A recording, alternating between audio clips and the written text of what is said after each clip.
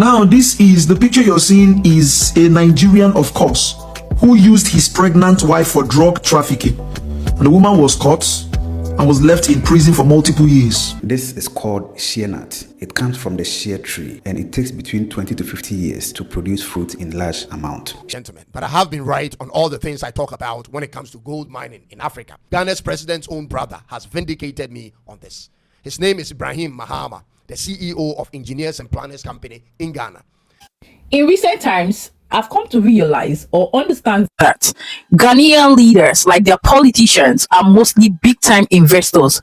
Like, these are people who have visible, physical businesses that you can investigate about and see that, yes, these people have something ongoing for themselves before wanting to root into politics, right? Even though I'm not a fanatic of politics, right? But a fan of good leadership that results toward progress, success, and development. That is one reason why I'm always keen and particular about country leaders that are doing so well, just like Burkina Faso, Niger, Mali, South Africa, and the rest of them, right? And for the sole purpose of, letting my own country leaders know that it's not about the mindset of what? Of greed, selfishness, that leads to what? Looting, and which is what? Corruption. Because at the end of the day, corruption has eaten deep in Nigeria, likened to some other countries, even though you might say there's corruption everywhere.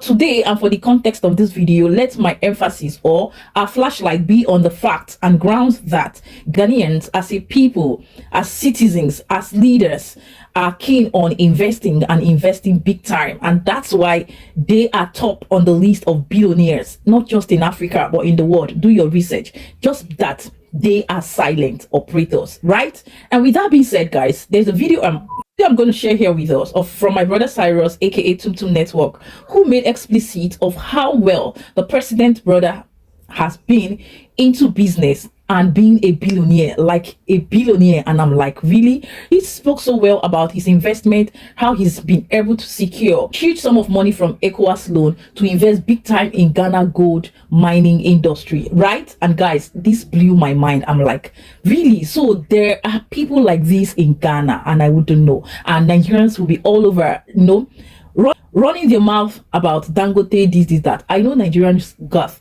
billionaires, big time investors, but at the end of the day, you will not know if they don't tell you that Ghanaians do, and even more, right? And that's the context and area I want us to look at, right? And we've got to see videos of the history, the story of His Excellency late Dr. Osagyefo Kwame Nkrumah, explained by a beautiful damsel, and as well from my brother Chimvi, who has something to tell us about the kind of Nigerians you should trust. Then we will definitely look at one of the Ghana's most treasured mineral resources, as apart from gold, cocoa, and the rest, we have shea butter. Guys, let me give you an exposition that I literally use shea butter for years now as one of my moisturizers. Like, I don't joke with that. And to hear that Ghana is coming big in investing in this is a very, very welcome development. So I've taken my time to break down what you're about to see. Pay attention to details. Please encourage me by liking this video and share for more people to see. Then at the end of the day, leave your thoughts, your opinion, your input, just as we always do, down there in the comment section. And with all this being explained, let's watch these videos and I'll come back for more reactions. Let's go. Now, this is the picture you're seeing is a Nigerian, of course, who used his pregnant wife for drug trafficking. And the woman was caught and was left in prison for multiple years. Hey, God. Does it ring a bell, South Africans? Does it ring a bell? In case you're Ghanaian and you don't know what I'm talking about, my page allows you to mingle with South Africa. Ask them. A lot of South African ladies had been victimized on this note, owing to the fact that they engaged or built a relationship with Nigerians. Let me tell you something. Where you have a Nigerian that can use his wife for drug trafficking, his pregnant wife for drug trafficking, do you think that you as a Ghanaian would cost a thing for that Nigerian to unalive? Do you think you as a Ghanaian or you as a South African would cost a thing for a Nigerian to use as a collateral damage? You must be joking. You must be joking. I used to tell people that Nigerians, especially Nigerians from the Igbo tribe, they have no father, they have no mother, they have no brothers, they have no sisters, they have no sons, they have no wife. Everything for them is money. For example, I have one that lives above me who sold his wife. He used his wife to collect a political appointment. He sent his wife to sleep with a politician so that a political appointment can be given to him. That is the extent. I know a governor who is a governor today because he gave his wife so that the previous governor could actually sleep with the wife and give him that political appointment. That is exactly what money and power means to a Nigerian, especially a Nigerian from an Igbo tribe. I'm telling you the truth. So don't be shocked. Now he's been able to do this. I mean, I don't have the video to display, but I saw the picture and I saw a number of things. So you can go on YouTube and check that out. Look out for, the man is from Benin. The man is from Benin City. To tell you that Nigerians, you see, even the devil is less evil than a Nigerian. The devil is less. It was from Nigerians that I got to see that the devil does not make man do evil, but man creates the devil from his compromised and corrupt thoughts. It was from Nigerians that I got to see that.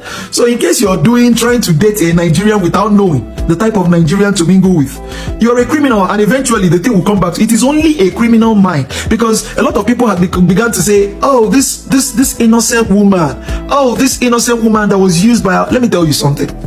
It is only a criminal that can be attracted to a criminal.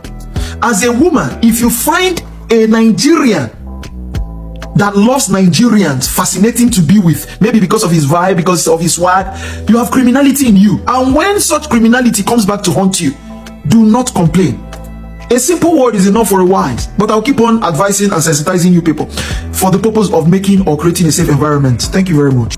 This is called shea nut. It comes from the shea tree and it takes between 20 to 50 years to produce fruit in large amount. Shea is grown in 21 countries and all of them are in sub-Saharan Africa, and Ghana is one of the biggest producers. It's used in skin care, hair care products, cooking and even traditional medicine. But here's the problem. Most of Ghana's shea, about 80%, is exported raw. That's almost 90,000 to 120,000 metric tons each and every year. Countries like India, the US and the Netherlands buy our raw shea and sell it for big profits. Meanwhile, Ghana only processes about 30 to 40% of what we grow for that many years. That means we are losing out on big money, jobs and opportunities. But now the government wants to change that. At the 2025 World Shea Expo, Dr. Peter Boama Otukuno announced that by 2026, Ghana will ban the export of raw shea nuts. This is part of a bold plan to support local processors and factories. The Mahama-led administration is taking bold policy steps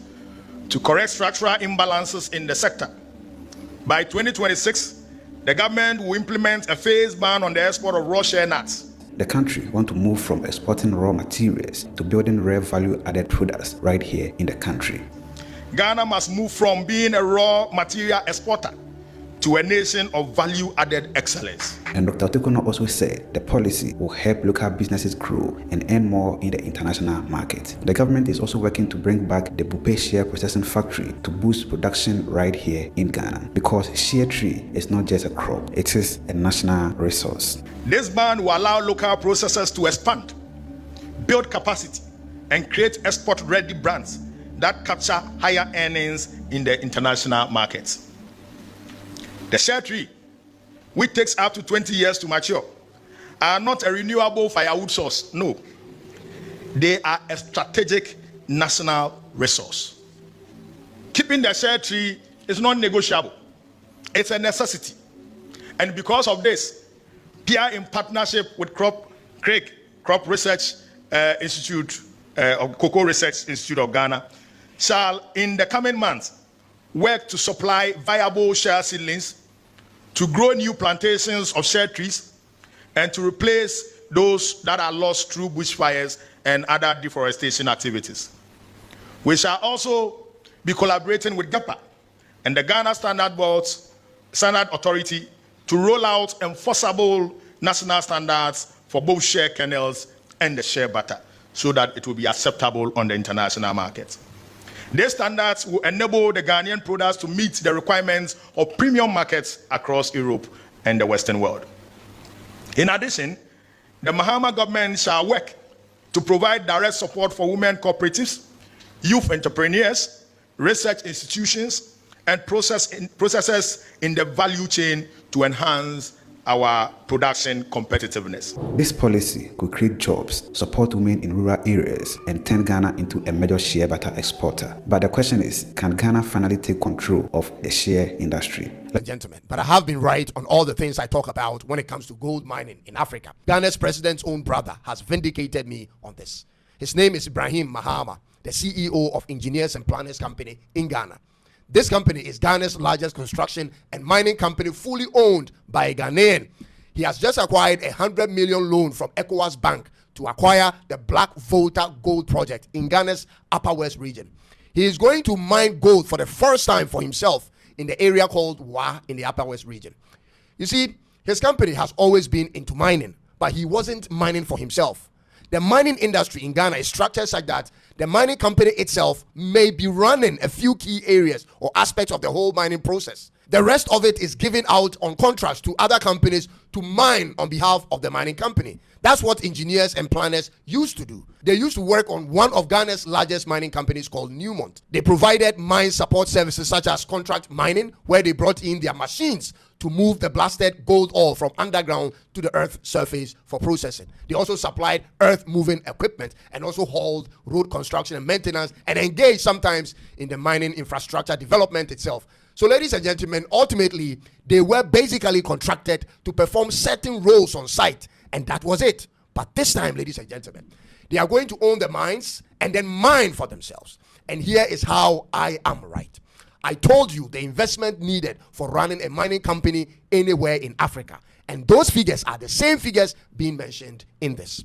He has secured a loan for $100 million and an additional $30 million within a year. I personally estimated the figure to be between $100 to $200 million, including operational funds for up to 3 years. Now, some may ask, how did he get access to this loan? Why is he now moving into mine ownership and operations? And why do I even care about this? Ladies and gentlemen, I got you covered. But first, be sure to subscribe and click on the bell for more of my videos. I'm Cyrus from Ghana. Let's get into it. You see, Johndramanimahama's company is already engaged in significant mining contracts in Ghana and in other parts of Africa, including in Liberia and in the DRC, which makes him somewhere in the vicinity of $100 million each year. He currently has a contract with Abosu Gold Fields providing mine support. He is a super rich man, estimated to be worth $860 million easily. Now, what just happened with the Black Volta Gold Project is a testament to the fact that the man knows exactly what's moving in the world right now, and that is the direction he has taken. Ladies and gentlemen, I always told you gold is the future, and every African country or government should go into it. I always said this on this platform, and he, being in this industry and seeing how much revenue these foreign-owned companies are making in Africa, has finally jumped in. The Black Volta Gold Project has a mineral reserve of approximately 1.32 million ounces, which is 37.5 tons, ladies and gentlemen. That is a huge deposit and has an average grade of 1.8 grams per ton, which is quite decent for mining. In today's price, 37.5 tons of gold could fetch you a little over $4 billion.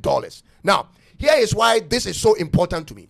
Out of the 54 countries in Africa, it's only 5 of those countries that has a national gold reserve higher than 35 tons. Let that sink in for a minute. Only 5 of those African countries have more than 35 tons of gold in reserves. Algeria, Libya, Egypt, South Africa, and Ghana in that order. The vast majority of African countries don't even have up to 10 tons in their gold reserves. And almost all African countries have large deposits of gold in their country being mined by foreign companies. So the problem is we have it, but don't actually own it. Now, how did he get this loan from the ECOWAS Bank? Many say his brother, the president of Ghana, provided all the sureties for him. His brother facilitated it, some say. It could be true, even though I don't have any evidence to support that. But the man isn't a small fish, ladies and gentlemen. He's nearly a billionaire, if not already. He was rich before his brother became president the first time and was kicked out and continued to be rich even till this time when his brother has come back as a president. And he is a Ghanaian, a local, which to me means better than giving it out to foreign companies. My only challenge, which many may know on this platform, is this, ladies and gentlemen. If he, a private citizen of Ghana, can make this happen, why can't the government of the day do same for the states? How can a private citizen raise $130 million and government cannot do same? Could it be the government doesn't trust doing business with itself, or the government is hiding behind this man to do this business. Ladies and gentlemen, gold price per kilo today has crossed $180,000. This is the highest price ever in the history of mankind. Why isn't the government of the day directly involved in mining? Again, ladies and gentlemen, why did Ibrahim Mahama choose to get into the ownership now and not before? Could it be, ladies and gentlemen, that this time his brother is Ghana's president? Things will be smoother for him at the Minerals Commission of Ghana? Could it be? Well, that could be. But the other truth is that there's not a better time to get into gold mining than now because of the level of insecurity around the world. Everything in the world suggests there is going to be a global war. If you didn't know, I've told you. The only question is when it will happen. As of mid-2025, there are over 110 ongoing armed conflicts worldwide, the highest count since World War II, which suggests paper money wouldn't be relevant when the world plunges into war, ladies and gentlemen. It can easily catch fire and be burned, but that isn't the reality for gold. So if you are observant enough, you would know the reason gold prices has been skyrocketing in the last 3 years is because the world's richest people are buying more gold. And the higher the demand, the higher the prices. They understand that should there be a war today, they cannot protect their real estates and their paper monies.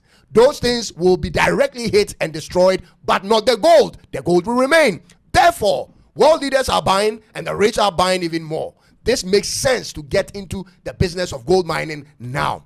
In a space of 2 years, he will probably be at full mining and processing capacity. What are African leaders waiting for?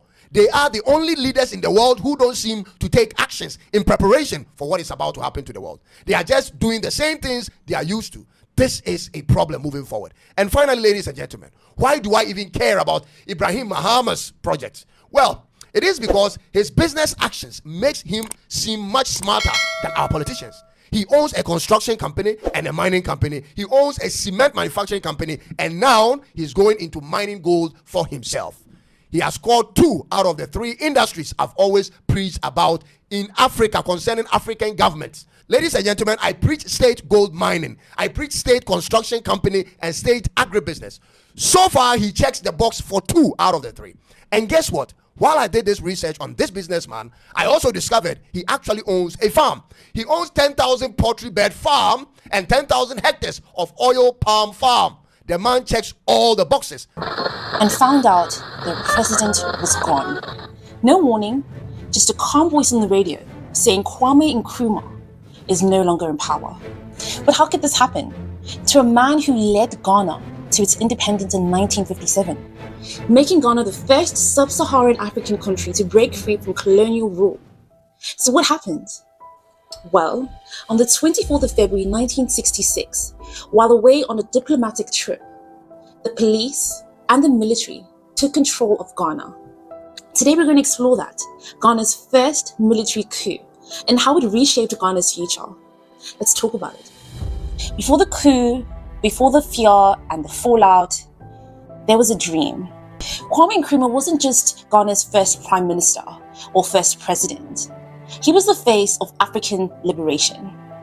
Like I said in the introduction, he led Ghana to its independence in 1957, making it the first sub-Saharan African country to break free from colonial rule. But Nkrumah didn't stop there. His vision went far beyond Ghana. He dreamed of a united Africa, politically, economically, and culturally. He called for the United States of Africa, believing that only a strong, unified continent could resist neo-colonialism and foreign control. At home, Nkrumah launched ambitious development programs. He built roads, dams, schools, hospitals. He championed free education and expanded access to healthcare. He opened universities, supported science and technology. He promoted Pan-African culture and pride. In just a few years, Ghana became a symbol of possibility in Africa, a model of what freedom could look like. He won global admiration, and even civil rights leaders took notice. Dr. Martin Luther King Jr. traveled to Ghana for its independence ceremony and called it one of the most moving moments of his life.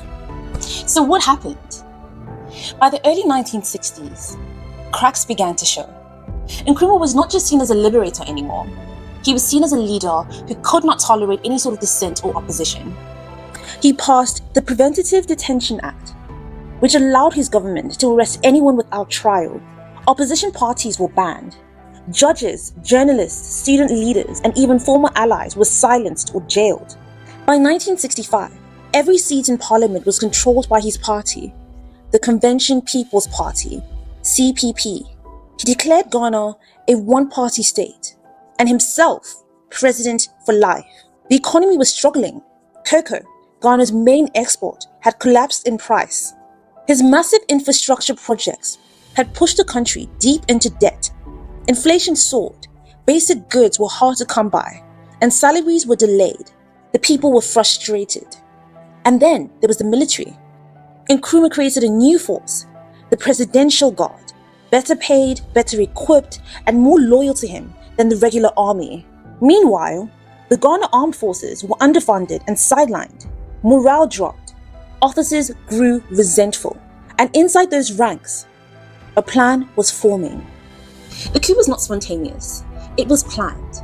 The key figures were Lieutenant General Emmanuel Kotoka, Colonel Akwasi Afrifa, and Police Inspector General John Harley. These men worked quietly, planned secret meetings, and formed trusted networks within the police and the military. They knew their moment would come when Nkrumah was out of the country. In February 1966, Nkrumah announced a trip to Hanoi in northern Vietnam to help mediate the Vietnam War. The coup plotters saw their chance. The operation was codenamed Operation Cold Chop. They mapped out targets: Radio Ghana, the airport, police headquarters, army barracks, the key ministries. Timing, coordination, and secrecy would be everything. On February 21st, 1966, Kwame Nkrumah left Ghana on a diplomatic trip, first to China and then to North Vietnam. The US reportedly encouraged this visit, even offering to pause bombings in Vietnam to ensure his safety. While he was away, soldiers in the north were ordered to march 400 miles south to Accra. At first, they were told they were being deployed to help with the crisis in Rhodesia. Later, some were even misled to believe that Nkrumah was planning to send Ghanaian troops to Vietnam. Once in Accra, their real mission was revealed: take over the country. The coup was well coordinated. Units moved swiftly to seize key sites: the radio station, government buildings, military posts, and the presidential residence, Flagstaff House.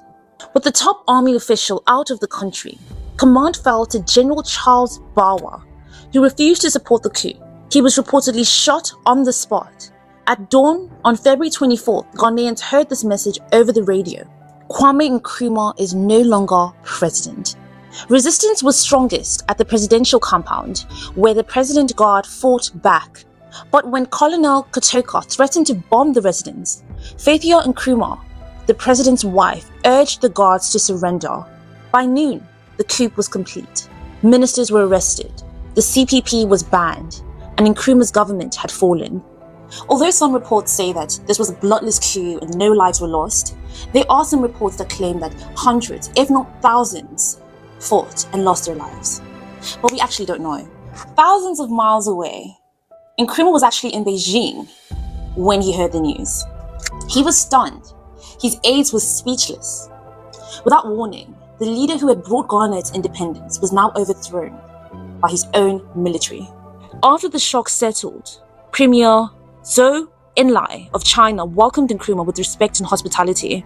But Nkrumah knew there was no going back. He abandoned the rest of the trip and flew to Guinea, where his longtime ally, President Sekou Toure, offered him refuge, even naming him honorary co-president. From exile, Nkrumah spoke out. He claimed foreign powers were behind the coup, especially the United States and the Western intelligence agencies. In his memoir, published in 1969 called Dark Days in Ghana, he hinted at evidence that the CIA was involved in the coup. He would not return to Ghana afterwards. He spent the rest of his life in political isolation, speaking, writing, holding on to the Pan-African dream. He died in 1972 in Romania, far away from home, far away from the country he once led, far away from the country close to his heart. In the wake of the coup, Ghana fell under the rule of the National Liberation Council, led by Lieutenant General Joseph Ankara. They scrapped the constitution, banned the Convention People's Party, and erased Nkrumah's image from public life. Ghana quickly shifted course, cutting ties with the Eastern Bloc and opening its doors to Western aid, welcoming the IMF and the World Bank into its economy. How is the reconstruction of the country going since the overthrow of the Nkrumah regime? Doing very well indeed. But military rule didn't bring peace. Ghana saw multiple coups in the years to come, plunging the country into decades of political instability. And yet, Nkrumah's presence never truly disappeared. Today, his face is on Ghana's currency. His statue is standing tall in Accra. His name is still spoken with reverence and controversy. For some people, he was Africa's boldest dreamer, a man who fought for unity, dignity, and freedom. For other people, he was a man who grew too powerful too fast and lost his people along the way. So in conclusion, the coup that ended Kwame Nkrumah's rule was ruthlessly planned and very sudden, but its impact echoes through generations. This wasn't just a coup, it was a defining moment in Ghana, and one of the most pivotal moments in Africa's post-colonial history. Now I have a question for you. What do you think about Kwame Nkrumah's legacy? Do you think that he was Africa's greatest liberator? Or do you think that he was a leader who lost his way? Let's talk about it. Tell me all about it in the comments section. All right, guys, thank you so much, first of all, for watching and listening to what my brother Cyrus has said. First of all, let me start with that. I want to really appreciate the fact that this guy is bold, audacious, and very straightforward in his reactions and analysis, even though I might not really want to delve deep into the political sector of his analysis. But I am concerned about how the president brother is investing massively, right,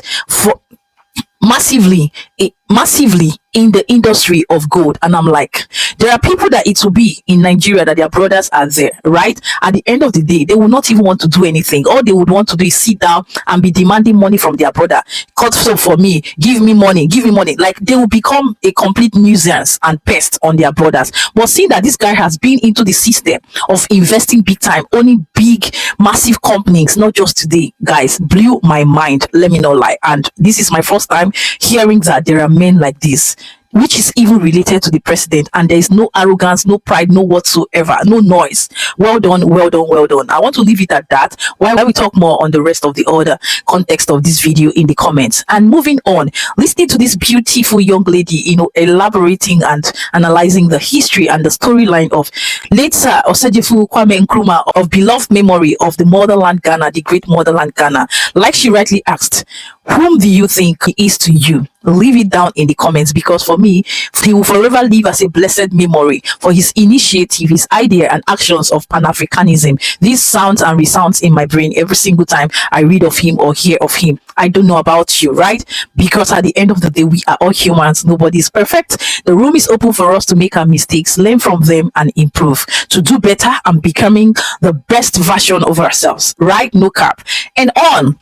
At the end of the day, if the shea butter, like we rightly heard, that takes approximately 20 years to mature, becomes a dream come true, a reality of massive investment, Africa would definitely know no bounds when it comes to its potential for massive mineral produce from the mineral resources that we are already blessed with. I know that we have something like this in Nigeria from the west, which is the Yorubas. And one thing I've known for sure is that when it comes to Africa, Ghana, and I think one other country is big on it. Like, most of us travel as far as Ghana to get this Ghana shea butter. I've always known from childhood that Ghana shea butter, Ghana cream, moisturizers, products in general are very authentic, rich and natural, like no additives, right? They are real. This is one thing I've known even before I got to understand more about Ghana or know more about Ghana, right? So having heard this and the steps, the measures put in place shows a very proactive, measurable, very straightforward path in the area of the production, the growth, the industry and development of the motherland Ghana. And hearing what Chimdi said, he said the only Nigerian you can trust is that introvert. To an extent, I can, conform with this, but I would also say that it is not all about activities, actions. It is all about by the fruits you shall know them. So there are certain character attitude, just like he has cited, and even more that people or a person can portray or exhibit. You will know that this person is genuine. Like, it doesn't mean that people are perfect, right? And with that, I would say this is what I can say for now. I don't know about your thoughts, your opinion, your input. Feel free to agree or disagree. Leave your comments constructively and respectfully for YouTube policies, YouTube sake, down there in the comments, because automatically, if there are, very, very hard comments, YouTube automatically seals it out. So let's be matured and guided for their own policies, right? Thank you so much for all your constant love and support. And at this point, if you're yet to like this video, please do me a favor by hitting on the like button, share, and stay subscribed. And I will see you in my next one. Thank you very much, and God bless you. Mwah.